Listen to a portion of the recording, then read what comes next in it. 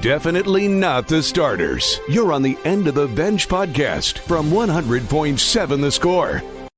I'm Mike Hebert, owner of Cantex Roofing and Construction. Every day is game day, and we'll get it right when it comes to your roofing, construction, windows, and mirrors. Call Cantex Roofing and Construction today. Together, we are one serving you. Hey, what's going on? Happy Tuesday. Good morning and welcome onto the End of the Bench on 100.7 The Score, 107thescore.com, and the 100.7 The Score mobile app. Brought to you as always by Happy State Bank.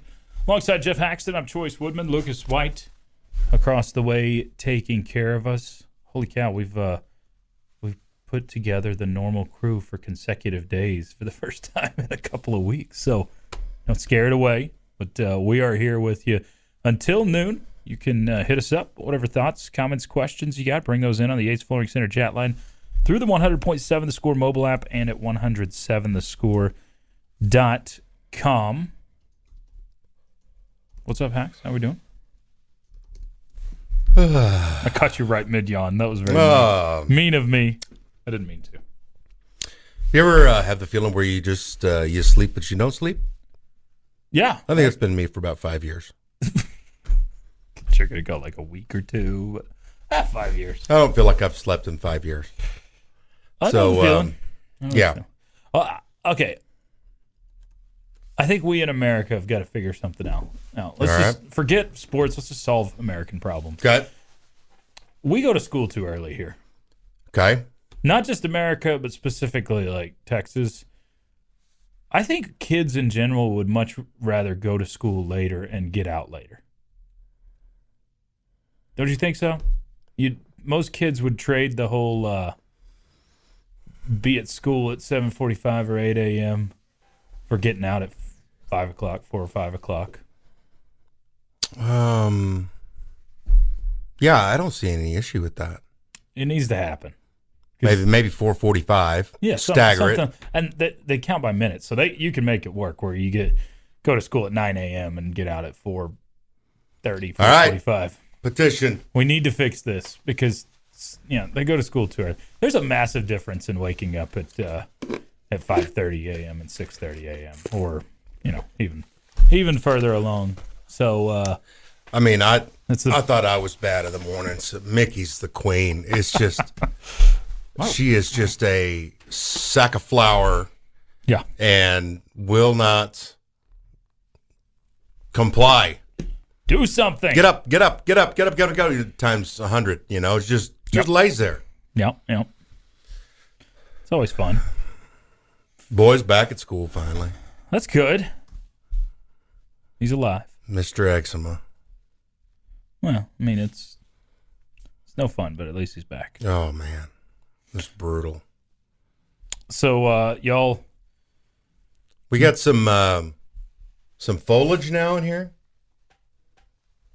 You call it foliage? Well, I don't know. Garland? What is it? Garland, I think, is the correct. But isn't garland kind of like foliage? I don't know. When I think of foliage, I think of like leaves, fall foliage. Okay. Yeah, like. Is that the wreath's new up there, right? The wreath is new, except I don't understand the garland. I think it may have fallen already. It's just laying down. Yeah, it just kind of died.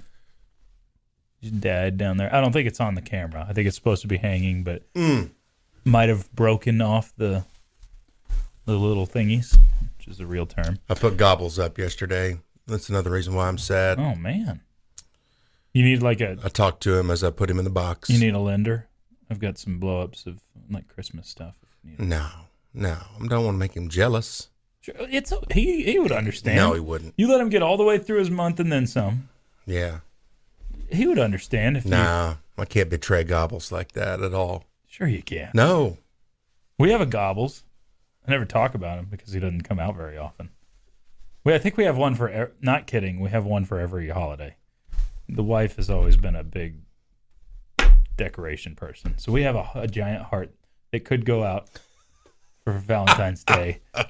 We have a gobbles. Yeah. We have an Easter bunny that will blow up. So not every holiday. I don't think we have a... You have like an inflatable dreidel or... For Chanukah? No. None of that. We have not put out the blow-ups this year. Normally, I think we have about 20 or so active blow-ups, but have not done it this year because of the wind. Yeah, this is not a friendly place for inflatables at all. No, it's terrible. But except there's that one house. Have you seen it? Off of, I want to say Nashville, 120th and Nashville. I'm not accurate on that, but it's one of those streets off of Quaker between 114th and 130th. And they have probably over 100 inflatables in the front yard. Oh my well, not in the front, but in front and back. And then some nights they'll open up the back one and just let people come back there. But the house is Clark Griswolded out, and it's an amazing. It is definitely one of the houses to go look at. And did you see the choreographed lights? You know, there was that one off of Indiana and I think 58th. They moved. So that one is in a new location. And the new show, they got a whole new setup. It is amazing. Pretty awesome. So we're got to get out and check this out. Yeah. I'll give you the address to that one. I'm straight bah humbug at this point. Are you really? Yeah, absolutely. You can't be. Yes, I can. Christmas is here, man. It's not here. It's not. It's almost here. No, it's not. You got a few basketball games. I played Christmas music yesterday. It means it's here. It's not. No. I know you got the meats and everything, but for me, it's not here. Okay. When do you get there? Christmas Eve. Golly. Oh, my God. I'll get in the spirit Christmas Eve. Christmas Eve, we'll get there. Yeah. Kids, we got to run to the store. Don't ask why. Hey, just go to the store. Honey, let's go to Academy real quick here or wherever. See what we can gather up. Wherever I can gouge a couple presents. Walgreens or something, you know. Christmas is here for a lot of players. I don't know if it's Christmas for coaches.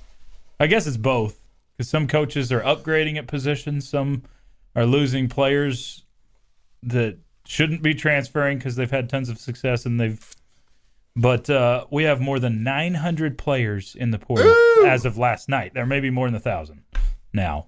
I have not checked this morning, but as of last night, more than 900 players in the college football transfer portal. Holy cow. That's a lot of names.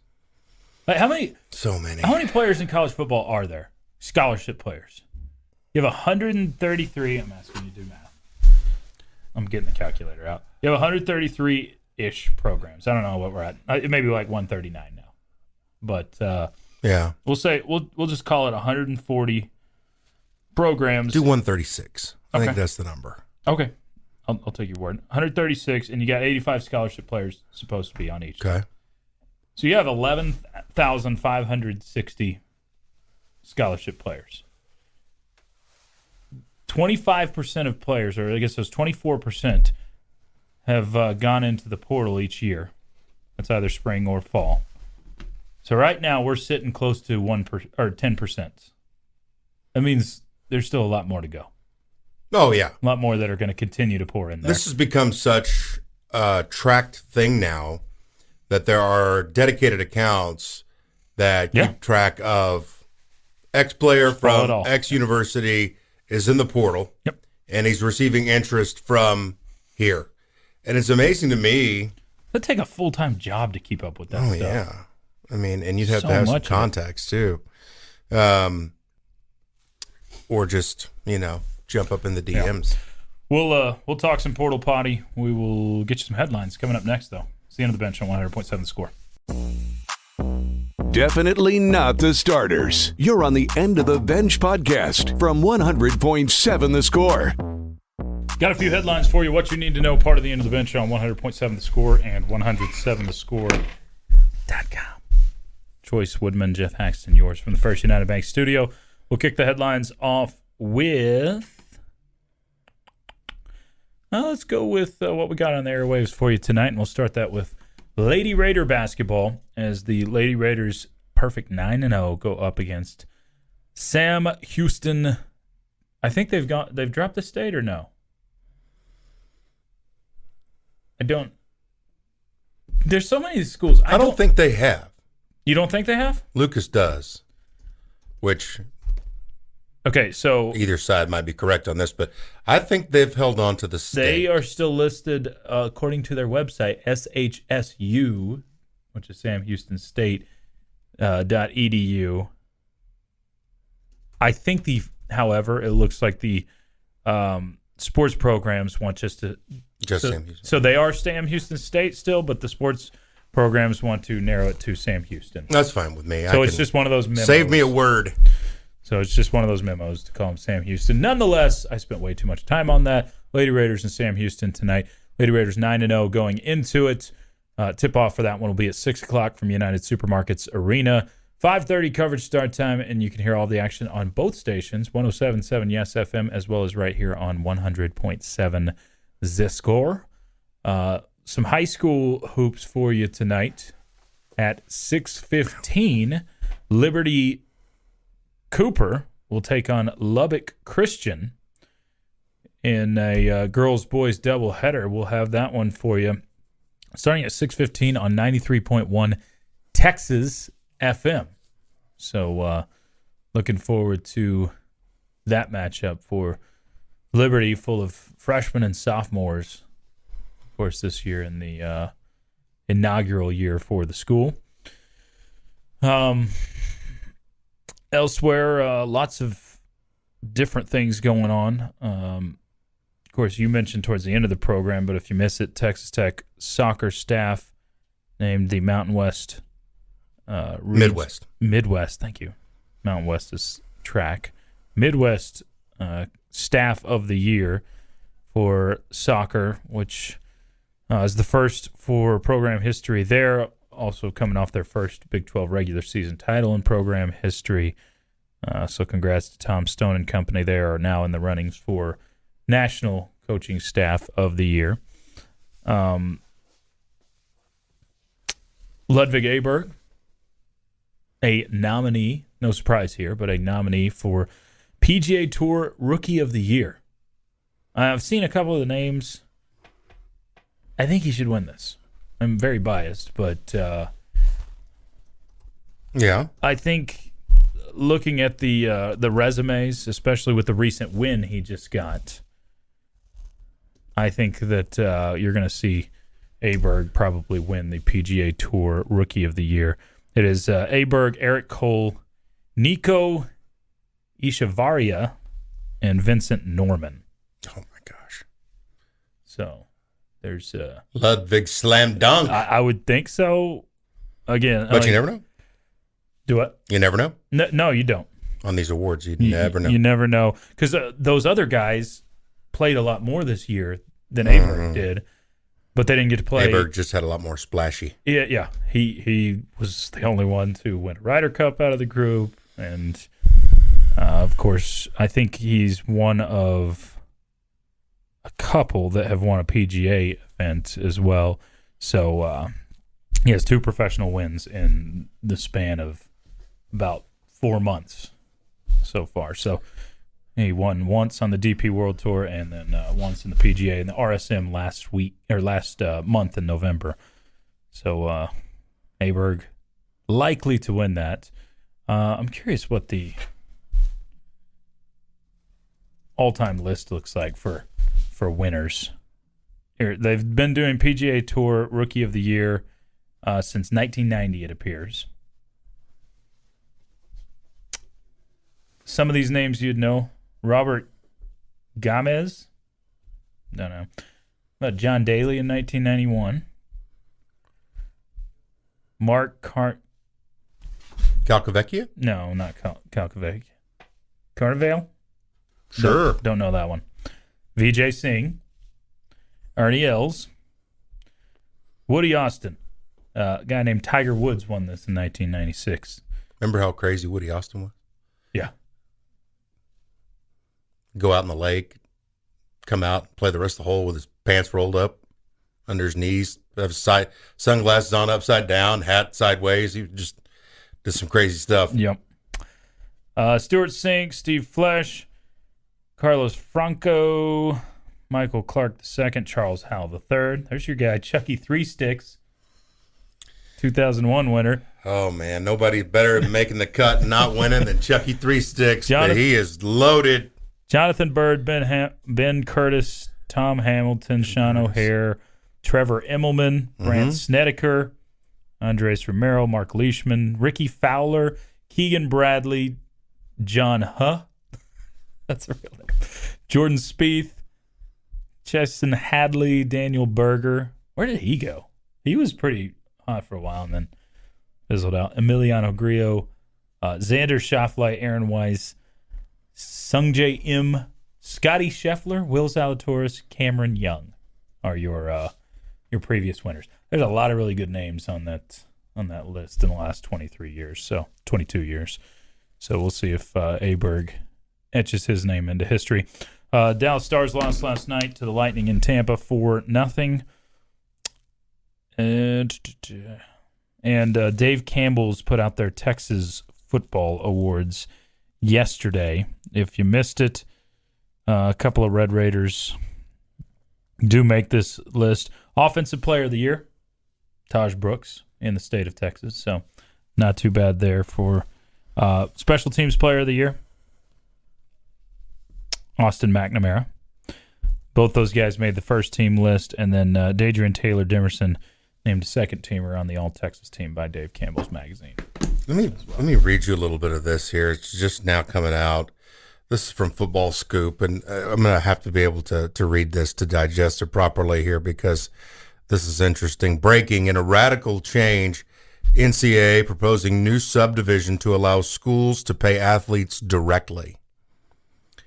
Where did you say this is from? Football Scoop. Football Scoop. Okay. Zach Barnett, and he published it 10 minutes ago. In a move that is both radical and inevitable, the NCAA is planning to allow athletes to license their NIL rights directly to their schools. I mean, we're just doing a big old facade at this point, right? Or fake aid. Fake aid. Yeah. I mean, that's what it is. We're just masking what's really happening. Yeah. Every coach talks about it. I mean, they're not hiding anything. Like Matt Rule a couple weeks ago, or I guess it was last week, talking about million and a half, $2 million for a quarterback. I think he's wrong. I think that's low. Do you think it's low? I think that's low. Well, some of the numbers we're hearing. If you're putting your name up on the auction block from Ohio State or Oklahoma, I mean, good Lord. Yeah. I mean, we heard Caleb Williams getting paid much more last year. A reigning Heisman Trophy winner who will not play in the bowl game.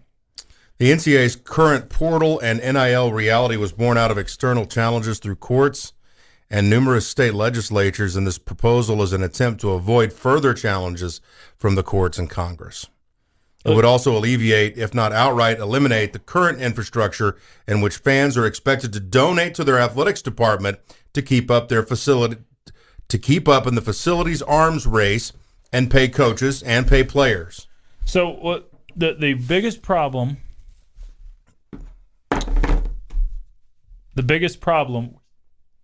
is that the money's got to come from somewhere, right? On this. Mm-hmm. Because right now it comes from donors. Mm-hmm. And that's where college athletics is funded for the most part anyway. There's a lot of college athletic departments that are in the red already. A lot of them. Texas Tech's not one of them. But I think you look, there's a list out there. You can go find it. Operating there's probably 25 teams, 25 or so that operate either breaking even or making money. It's not much. There's not that many. And Tech has been one pretty consistently over the last decade that makes a little bit of money at least. So are we going to get a division that it's like, hey, do you guys really want to play? That's what. Then you're going to have to pay. If you want to play like the old days and just get scholarship athletes, then you go to this next division that's down. Yeah. I mean, you could really see that. So I don't know where this money's going to come from. Is the one thing. It's going to come from somewhere. If this goes to this, there'll be jobs cut. There'll be something to make money for the athletes. But right now it's just donations, and put that in quotes. You're paying players, but what's the best nation? Donation. It's the end of the bench on 100.7 The Score. Playing time is not required. This is the End of the Bench podcast from 100.7 The Score. Appreciate you joining us on a Tuesday. It's the End of the Bench on 100.7 The Score and 107thescore.com. Chois, Woodman, and Geoff Haxton here in the First United Bank studio. Keep the thoughts and commentary rolling in on the Yates Flooring Center chat line. We're hanging with you till noon today. We'll continue to get back to a few more of your thoughts. Appreciate all of the all of the ones on the chat line. Everybody going over their words that they don't like. This is hearing mispronounced. There's one from me. What did I... One trick monkey. No. There's a word. Pronunciation? Yeah. Instead of pronunciation. Uh-huh. I did that one for a You've while. had several. Hey. No need. Clay says, I recently had a prostrate exam. That's not fun. When people say espresso, it makes me frustrated. There's all sorts of them. You know what? Just let people be. For the most part. Not all of them, but for the most part. This is still really fascinating to me, what has come out this morning with the proposal from the NCAA. I knew they were cooking something up down there when I was looking down on their headquarters in Indianapolis. The proposed change would also create a subdivision for the wealthiest schools to create new rules about transfers, roster sizes, NIL, etc. That's one that you can mess up too. It appears the cost of being in that tier of schools is creating a trust fund for athletes. Within the framework of Title IX, invest at least $30,000 per year into an enhanced educational trust fund for at least half of the institution's eligible student athletes. Commit to work with their peer institutions in the subdivision to create rules that may differ from the rules in place for the rest of Division I. Wait, $30,000 per year is it? Those rules would include a wide range of policies such as scholarship commitment and roster size, recruitment, transit. We're talking about well, you just mentioned something in there. A totally different game. But you just mentioned something in there that I think will be the hang-up of all of it. Title IX. It's been all about equality. It's a stupid reason. Don't get me wrong. Title IX is good in its principle, the reason it's there. But its execution has been jacked up for a while. To equate football to anything else, men or women, is silliness, right? Because football is the biggest cash cow at 90+% of universities across the country that play in FBS. It's the biggest cash cow, easily. It's what funds other sports. It's what allows you to have women's volleyball. It's what allows you to have all sorts of other things because football can fund those things. Now, Title IX, how are you going to get by with paying a football player? The university paying a football player $100,000 a year and giving a softball player $1,000 or whatever it is. Right? Aren't they all? I mean, it's the whole reason that baseball players are sitting there having to split 11.7 scholarships among 28, 40, well, really 40 guys. 11.7 split them among 40 guys. That's because of Title IX. So I think that's going to be the biggest hang-up here. That's what's going to keep this from going through unless you just rewrite Title IX altogether. And then, if you do that, then why not give full scholarships in baseball? Or these, I don't know. Well, this is talking about however many make this inner circle an entirely new governing body. New set of rules, yeah. A new set of rules for whatever they determine, and it feels like our college sports have gone now completely to pro sports. I mean, we've always, we've been having that feeling, especially over the last 5 years, but that would be the step to take it to no more amateurism. Yeah, and only the rich can play. That's what it sounds like. I mean, is Texas Tech in that? That's what I want to know. I would think so. Out of the Big 12, who decides we can do this financially? Like, financially, we can make this commitment and we can try and swim with these sharks that have all of the ESPN ties, and we're going to move Alabama ahead, and we all blah blah blah. All these I think you blue have bloods, to, right? You have to find a way to get in that group if you're Texas Tech. I'm not speaking for every Big 12 school, because there's some private schools that may not want to. Say may not be worth it. Baylor may just decide, this is a we'll play for that. Rich. We'll play for that next level. Yeah, we can be really good in the next level, but the money making in athletics isn't as important to us because we can go, And I do want to say to people that might be just jumping in their cars, this is a proposal. Yeah. Nothing has happened concrete yet, but we're starting to see more clear, in my opinion, the future of the sport. And do your conferences matter if you get to a 30 Super League? No, because there'll be one governing body. It'll be Alabama. SEC. It'll be the SEC. Yeah. That's going to tell everybody what to do. So can you succeed in that? Because in my mind, it's a stretch. I don't know that you're going to succeed, but being part of that group would be a success. I think you almost have to push for it, because if you're in that bottom group, the gap is only going to get larger. That middle group, I guess is what I should say. That middle group, the gap will only widen, and ultimately you will be a minor league team, and those are major league teams. Yeah, you're right. You're right. So but that you may have be to push as hard as you can. That may be the sad reality. Oh, I agree. I'm not saying Texas Tech is one of the best 30 schools in the country, but you're right there in that conversation of being one of the best 30 athletic programs in the country.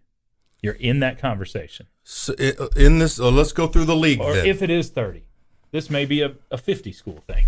Boy, I don't think you get that far. Well, probably not. I don't think you get that far. I don't think there's 50 schools in the country it might be that 40. can have it might be the 40. financial backing to know that if you're at the bottom and you're trying to just eke your way in, to say, it's kind of like the guy in Vegas. He's been gambling for a week and he's down to his last chip. Yeah. And he's like, I'm at the table. I can still, there's a chance. I got a chip in a chair. It's funny. Last time I was at a table, there was definitely a guy that's like, all right, this is it. It's my one. Let's go. Lost on the first hand. Yeah. Yeah. It feels like it's that way. It's like, this is going to be a large gamble, and it might put the rest of our athletic department in peril. Yeah. And some tough decisions are going to have to be made because, like Oklahoma State is so far behind Texas Tech in the NIL game, and they have a recruiting budget that's like 13th in the Big 12 of $440,000. Yeah. They're clearly not in good shape financially. Now, Gundy's been able to put an incredible product down on the field, but if you were to go to that, I don't think they could make it. Choice, I don't think they can make it. Even with what they've done over a 15, 20-year span, I don't think they can swim with those sharks. I don't. Yeah, I'm not sure. I honestly don't know. I don't, but I think we're headed there. I just don't think it's as quick.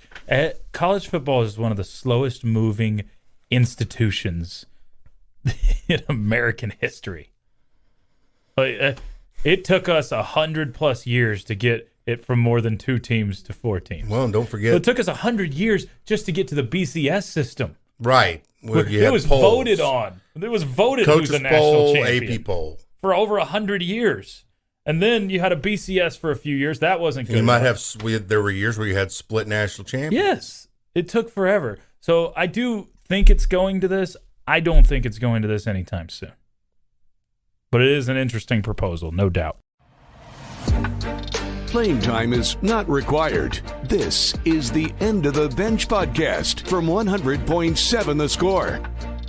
On to hour number 3. It's the end of the bench on 100.7 The Score and 107thescore.com, the 100.7 The Score mobile app, and yours on television. Fox 34 News Now, Chois, Woodman, Geoff, Haxton, Lucas White edition of the program. You can keep hitting us up, whatever you may have. Bring that in on the Yates Flooring Center chat line through the 100.7 The Score mobile app. Whole lot on the chat line that we haven't caught up to. We'll try to get to as much of that as possible. Including a transfer portal question. I say a couple of transfer portal questions. I want to get to those as well. Matt Wells, one of 3 finalists for New Mexico. I saw his name on another list that I don't think he got. Bronco Mendenhall is expected to get that New Mexico job. Yeah, I think he'll probably be the one. Wells has been interviewing a lot. I've seen his name on a couple of finalists list. Heck, was it Oregon State? Is that where I saw him as a finalist? I think it may have been Oregon State, where he was one of the last 3 in that pool. But I don't think that would have happened. So interesting there. New Mexico be an interesting fit for Matt Wells. He's still an analyst. I believe family still lives here in town. I see him at church occasionally in the off season. So. I wish him the best. He's one of those guys, definitely, that I hope he has success wherever he may go. Just didn't happen to be a fit at the time here at Texas Tech. Yeah, it's time. We got to get to this quiz. I've been looking forward to it. So it's time for a pop quiz. Pop quiz. Failure imminent. 'Tis the season for Hallmark movies. I wonder how big the Hallmark industry is. I'm just curious because the number of movies they put out is unbelievable. They have a Hallmark plant in Lawrence, Kansas. Have you seen that? Hallmark plant? Yeah, where they make the cards and stuff. Oh, no. I have not seen it. Yeah, it's right up there by where we usually stay. All right, Hax is tasked with telling us if the movies are real or fake. So I think a fair number is 50%. If you get 50%, you're going to pass this thing. I've got 12 of them. So real or fake, we'll zip through. You just tell me if I've made up the name or if this is a real Hallmark movie, Christmas movie name. Then you ran this by your mother? My mother got a 50 on it, actually. Okay. She got a 50. Wife, I don't think I ever ran it by her. But both of them, huge Hallmark ladies. All right. Pride, Prejudice, and Mistletoe. No. That is a real Christmas movie.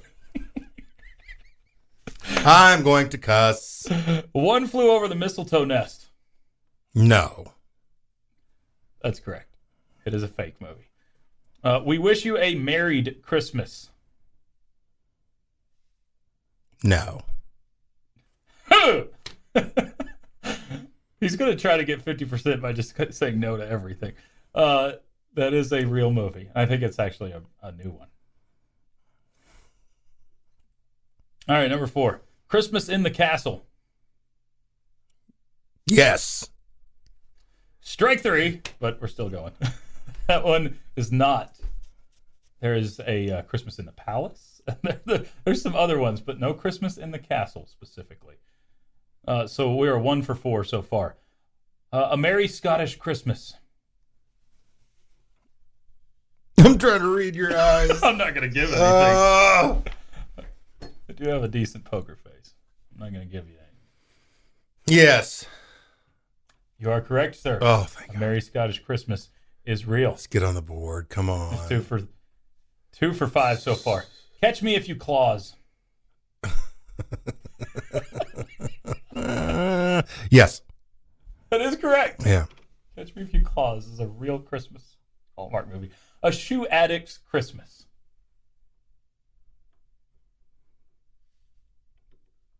Yes. You got it. So you've gotten 3 That's in the a name row. of my Right? Christmas Here we movie. go. That's the name of your Christmas movie? Yeah. No. All right, so you are now at 1, 2, That's 4. 4 for 7. 4 for 7. He's rolling, people. Leftovers for Christmas. No. That is fake. 5 for 8. Christmas at Graceland. Yes.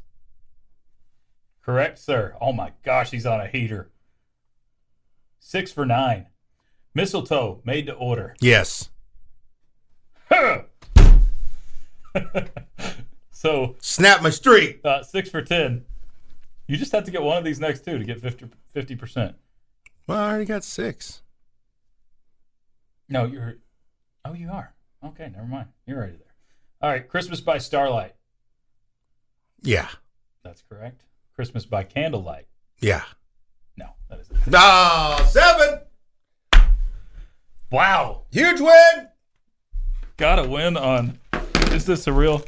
The whole point of this quiz is to point out the stupidity of these names. I started with probably the dumbest one. Pride, Prejudice, and Mistletoe. I couldn't believe that. That's a real one. Oh, it's real. It is very real. All right. On to the Yates Flooring Center chat line. Hacks, don't think Cho wants a kiss, but definitely wants a big hug. Not just a half-man hug. Don't know what that one's from.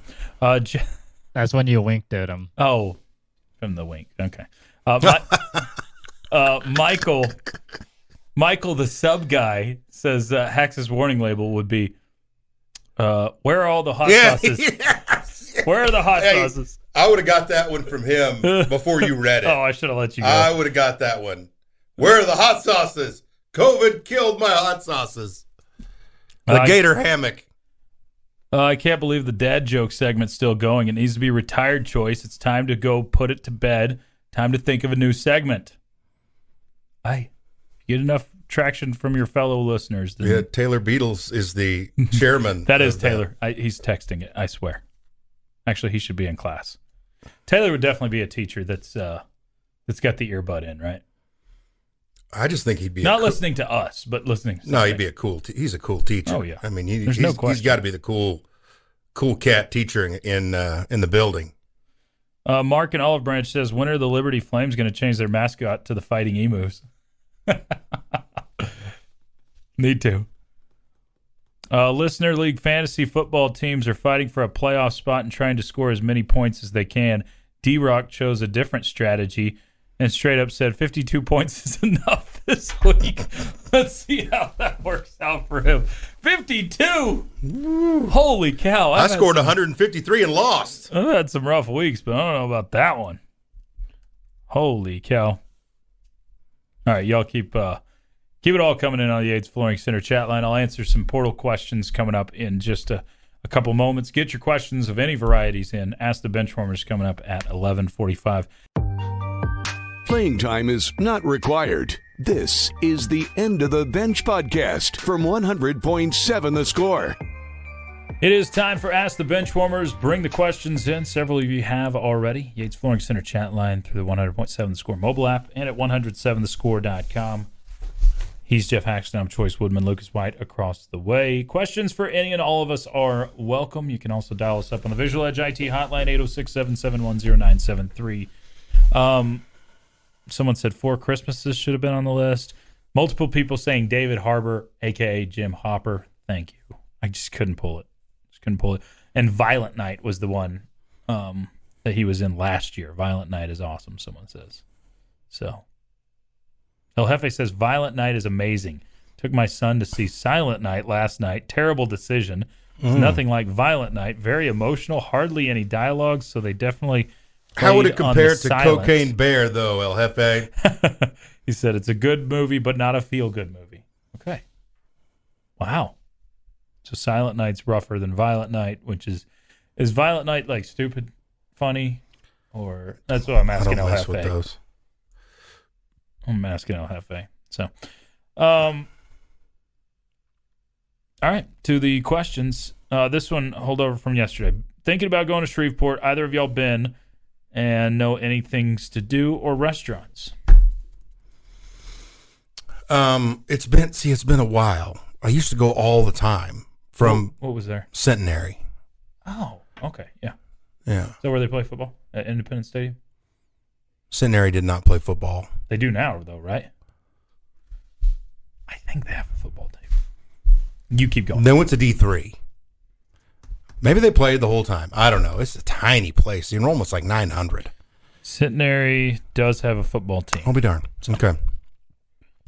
So I'll have to go back and dig up the restaurants, but they're all over the place. So what you have is a city that is divided, that's basically one metro area, and it's divided by the river. Mm-hmm. Okay. So you got Shreveport on the west side, you have Bossier City on the east side. Yeah. There's casinos on both sides of the river. So there's things to do. So on the Shreveport side, fairly close to the stadium, is a I think the nicer casinos. Your table limits are going to be higher, but they have party decks all over the place and lookouts over the river and all kinds of fun things to do there. Bossier City gets a little shadier. Yeah. But also, depending on what you're looking for, maybe a little more fun. I don't know.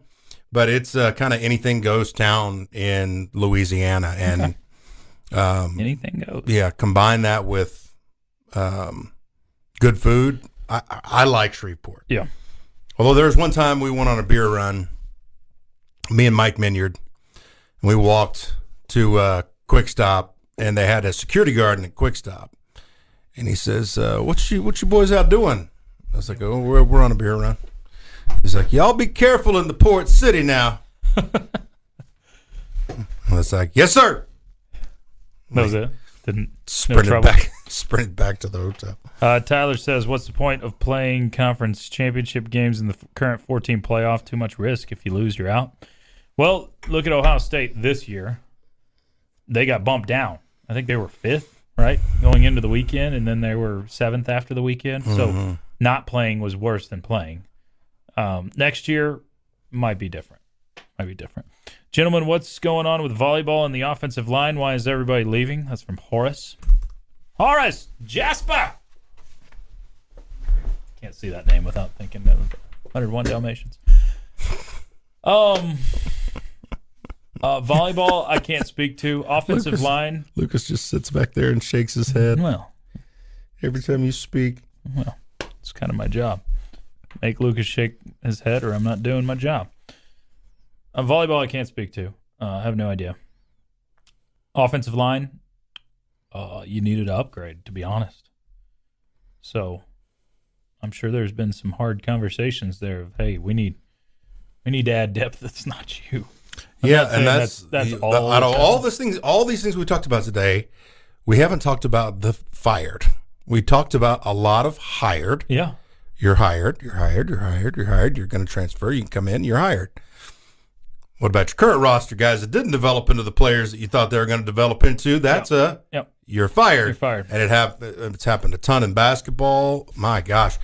With volleyball, I have no idea about the dynamic. I just know this year was brutal, really tough on everybody involved, and that's all I can really say. I don't have any insider information. It's just a lot of transfers. Seems like one every day. O-lineman, though I think 3 out of your 4 guys, there's a decent chance were asked to leave or just mutual decisions or whatever. There's only one that I think that was a little bit peculiar to me, and that was Monroe Mills, because he was one of your starters for the year, but everybody else were backups or deep backups. Is Brooks going to play in the bowl game or go on? My understanding is he's going to play. I would really expect him to play. He's still trying to prove things to people. Yeah, he's still trying to prove things. Look, I know that these aren't, you can't read between the lines on everything, but Texas Tech's bowl graphic that they put out immediately when it was announced Independence Bowl has Tahj Brooks front and center on the graphic out of 3 players. And Dadrian Taylor-Demerson's another one who's a senior that could opt out if he wanted to. Or these are guys, I don't think you're doing that unless you were pretty confident. No, there's nothing. Everything's pretty measured. There's nothing that's in the bag for them, right? There's nothing that. Not. They're playing for bumping stock. Well, and I always go back to the Jordan Brooks game where he tackled the entire Oklahoma State team for an afternoon and got a top 25 victory and just dominated. I really think that got him on the Seahawks radar and then got him to be a first-round draft pick. And the rest is kind of history. I mean, he's still got a lot of games to play as a Seahawk, we hope. But it can happen in a game where you dazzle, and next thing you know, you've made some scouting boards. Yep. Benchwarmers, is there any chance at all that Brooks returns next year, as he already announced he's going to the NFL? I don't think he's done anything publicly yet. I don't believe so. I would be very surprised if he returns next year. I think it would take a pretty hefty paycheck, to be honest, to get him back that made him say, hey, this is more than I am going to make in the NFL this year, or something along those lines, like $1 million or north. But I don't expect him to come back. But I don't believe there's been an announcement. Benchwarmers' most underrated Christmas movie. Underrated. It's probably got to be one that wasn't on that list there. Jingle All the Way. Jingle all the way. The Schwarzenegger movie. You probably hate that one, huh? Yes. Figured. You hate Joy. That was uncalled for and mean. Man, just tell me to wear a cup next time. I'll come in with a jock strap. Just kidding. Why do you hate that one?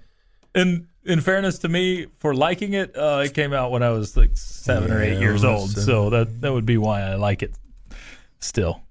It's funny how the nostalgia thing plays. Like, some movies that could be viewed as pretty terrible, you like because of when they came out. Do you have an underrated one you can come up with?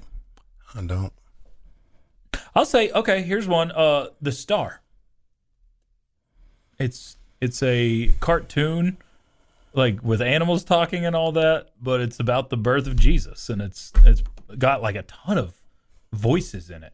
You know what I'm talking about? No, but it's got like Oprah Winfrey's in it, and one of the key. Real quick, we're running out of time.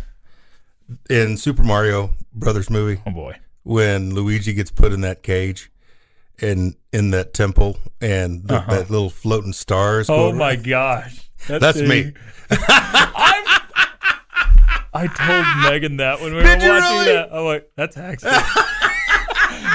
Death is imminent. I don't even know if he says that. It's like, the only quench of the thirst is the sweet taste of death. Yes. Something like that. I'm like, that's Haxton. It's like, that's Haxton. Me in star form. Oh, man. Bullfire, you had a good question. I do want to get to that, but we don't have time to get to it. So, it's asking about Portal. So we'll bring that one up for you tomorrow. Appreciate the question there. Several questions as well. We'll try to hold on to and get to tomorrow. Appreciate you joining us today. That's it for us. Join us on a Hump Day edition tomorrow with the End of the Bench for Geoff Haxton and Lucas White. I'm Chois Woodman. It's been the End of the Bench on 100.7 The Score. This has been the End of the Bench podcast from 100.7 The Score. Go to 107thescore.com for more from the Double T Sports Network.